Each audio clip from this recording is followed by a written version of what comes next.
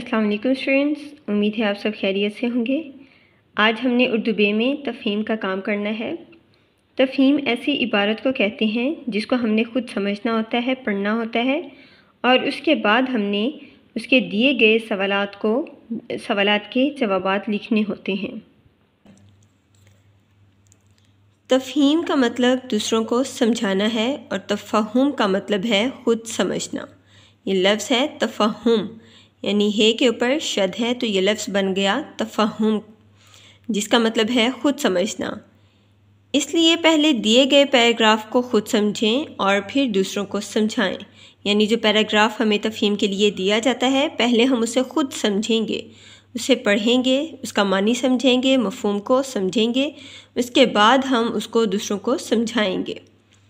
تفہیم کے چند اصول ذیل میں درج کیے جا رہے ہیں، ان کو پڑھیں اور ان کے مطابق تفہیم کریں۔ اب ہمیں نیچے اس کے کچھ اصول دیے گئے ہیں، ہم پہلے ان کو سمجھیں گے، پڑھیں گے اور پھر اس کے بعد تفہیم کا پیراگراف حل کریں گے۔ پہلا اصول ہے پیراگراف کو غور سے پڑھیں، کم از کم 2 یا 3 بار پڑھنا ضروری ہے۔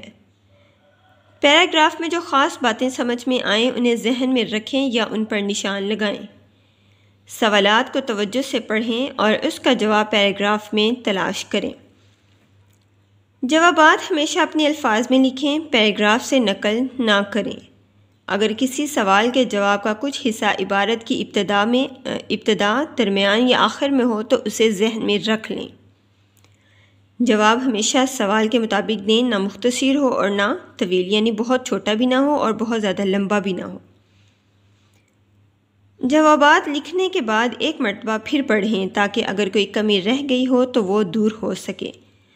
سب سے پہلے ہم پیراگراف کو غور سے پڑھتے ہیں کم از کم 2 یا 3 بار، پھر اس کے بعد اس پیراگراف میں جو خاص باتیں دی گئی ہوتی ہیں ان کو ذہن میں رکھ لیتے ہیں یا ان پر نشان لگا لیتے ہیں۔ پھر ہم سوالات کو توجہ سے پڑھتے ہیں، یعنی تفہیمی پیراگراف یا عبارت کے آخر میں جو ہمیں سوالات دیے جاتے ہیں ہم ان سوالات کو توجہ سے پڑھتے ہیں اور ان کا جواب ہم نے پیراگراف میں سے ڈھونڈنا ہوتا ہے۔ پھر ہم جوابات کو ہمیشہ اپنے الفاظ میں لکھتے ہیں، ہم نے جوابات کو اپنے الفاظ میں لکھنا ہوتا ہے اور پیراگراف میں سے نقل نہیں کرنا ہوتا۔ اس کے بعد اگر کسی سوال کا جواب کا کچھ حصہ عبارت کے شروع میں، ابتدا یعنی شروع میں، درمیان میں یا آخر میں ہو تو اسے اپنے ذہن میں رکھنا چاہیے، اور پھر ہم جواب جو ہے ہمیشہ سوال کے مطابق دیں، یعنی جو سوال میں پوچھا جاتا ہے ہم نے اسی کے مطابق جواب دینا ہوتا ہے، سوال نہ تو بہت مختصر ہو اور نہ ہی بہت لمبا ہو۔ پھر ہے جوابات لکھنے کے بعد ہم نے ایک مرتبہ پڑھنا ہوتا ہے تاکہ اگر ان جوابات میں کوئی کمی رہ گئی ہو تو ہم اس کو پورا کر سکیں۔ اب آگے ہے تفہیم۔ مندرجہ ذیل عبارت کو غور سے پڑھیں اور نیچے دیے گئے سوالات کے جوابات لکھیں۔ ہمیں تفہیم کے لیے ایک عبارت دی گئی ہے، ہم نے اس کا مطالعہ کرنا ہے، اس کو سمجھنا ہے اور اس کے اختتام پر اس کے آخر میں جو سوالات دیے گئے ہیں ان کے جوابات لکھنے ہیں۔ ان سوالات کے جوابات لکھنے سے پہلے ہم نے ان اصولوں کو مد نظر رکھنا ہے جو ہم نے اوپر پڑھے تھے، اور ان اصولوں کے مطابق ہم نے سوالات کے جوابات لکھنے ہیں۔ اب آگے ہے عبارت۔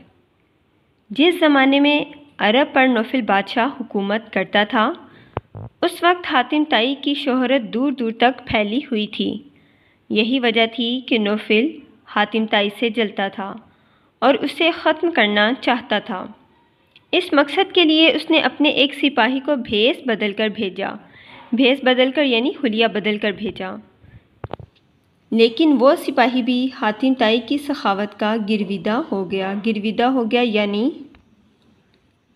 اس کا عاشق ہو گیا، حاتم طائی کی سخاوت کا عاشق ہو گیا، جس پر نوفل کو سخت غصہ آیا اور اس نے حاتم طائی کے ملک پر حملہ کرنے کا فیصلہ کیا۔ جب حاتم طائی کو اس بات کا علم ہوا تو وہ بہت پریشان ہوا، کیونکہ وہ نہیں چاہتا تھا کہ اس کی وجہ سے، یہاں پر کو لکھا ہوا ہے، آپ نے اس کو کاٹ کر کی لکھنا ہے، یہ کتاب میں غلطی ہے، آپ نے اس کو اپنی کتابوں میں درست کرنا ہے۔ وہ نہیں چاہتا تھا کہ اس کی وجہ سے لوگوں کی جان کو خطرہ ہو، اس لیے وہ ایک غار میں جا کر چھپ گیا۔ ادھر جب نوفل کو اس بات کا علم ہوا تو اس نے حاتم طائی کو پکڑنے کے لیے 500 اشرفیوں کا انعام رکھ دیا۔ یہ سن کر سب حاتم طائی کو ڈھونڈنے لگے۔ ایک دن ایک غریب لکڑہارا اور اس کی بیوی لکڑیاں چنتے ہوئے اس غار کے پاس پہنچ گئے۔ لکڑہارے کی بیوی کہنے لگی، کیا ہی اچھا ہوتا اگر ہمیں حاتم طائی مل جاتا، ہم اسے بادشاہ کے پاس لے جاتے اور 500 اشرفیاں انعام پاتے، زندگی تو آرام سے کٹتی۔ یہ سن کر لکڑہارا کہنے لگا، تو پاگل ہے کیا؟ اپنی قسمت میں تو یہی ہے کہ لکڑیاں چن چن کر بیچیں تب کچھ پیٹ کا آسرا ہو۔ عورت ٹھنڈی سانس بھر کر چپ ہو گئی۔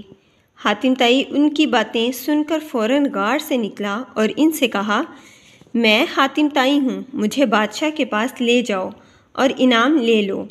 لکڑہارا نہ مانا، کہنے لگا، ہم آپ کے ساتھ ایسا سلوک نہیں کر سکتے۔ حاتم طائی نہ مانا اور خود کو نوفل بادشاہ کے حوالے کر دیا اور کہا کہ مجھے یہ لکڑہارا پکڑ کر لایا ہے۔ جب نوفل نے لکڑہارے سے پوچھا تو اس نے سارا واقعہ بیان کر دیا۔ نوفل یہ سن کر حیران رہ گیا، دل میں سخت شرمندہ ہوا اور سوچنے لگا کہ جو شخص ایسا سخی ہے کہ ایک غریب کی مدد کرنے کے لیے اپنی جان کی پرواہ نہیں کرتا، میں اس کے برابر کیسے ہو سکتا ہوں؟ یہ سوچ کر اپنی جگہ سے اٹھا اور حاتم طائی کو عزت کے ساتھ اپنے برابر بٹھایا اور لکڑہارے کو 100 اشرافیاں نہیں ہے، الف زائد ہے، آپ نے اس کو کاٹنا ہے، تو لفظ ہے اشرفیاں انعام کے طور پر دیں۔ ہم نے عبارت پڑھی، اب اس کو مد نظر رکھتے ہوئے ہم نے دیے گئے سوالات کے جوابات لکھنے ہیں۔ سوال نمبر 1، نوفل بادشاہ حاتم طائی کا دشمن کیوں تھا؟